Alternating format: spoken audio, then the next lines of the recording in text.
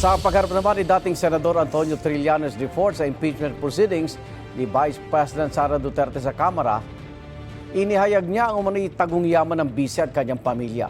Isa sa mga aligasyon ni Trillanes, nakatanggap umano ang pamilya Duterte ng milyong-milyong piso mula sa isang drug lord. Sinusubukan pa namin kunan ng pahayag ang pamilya Duterte tungkol dito. Yan ang unang balita ni Ian Cruz. Sa kanyang pagharap sa pagdinig ng House Committee on Justice sa impeachment complaint laban kay Vice President Sara Duterte, bit-bit ni dating Senador Antonio Trillanes IV ang umano'y kopya ng mga transaksyon at bank accounts ni Vice President Sara Duterte at ilang miyembro ng kanyang pamilya. Galing umano ang mga ito sa isa sa dating taga-suporta ni dating Pangulong Rodrigo Duterte.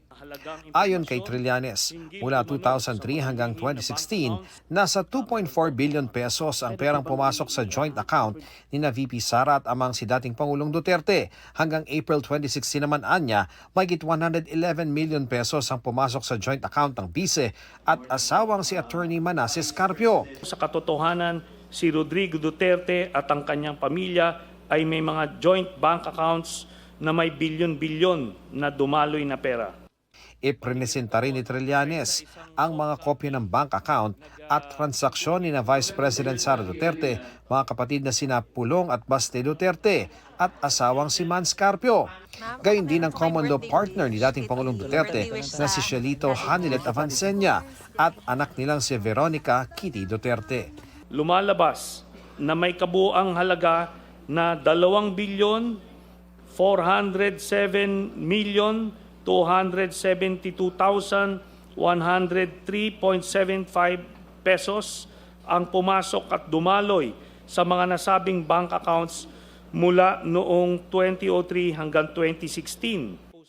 Daan-daang milyon anya rito ang galing umano sa kilalang drug lord na si Samuel Sammy Uy. Kay Vice President Duterte, umabot anya sa mahigit 22 million pesos ang pumasok na pera mula kay Uy noong March 2011 hanggang April 2012. Milyon-milyon din anya ang natanggap ni dating Pangulong Duterte, magkapatid na Baste at Pulong, pati na ni Avancenia. Ang grand total na nakuha ng Duterte family mula sa isang drug lord na si Sammy Uy ay 181,653,487.36.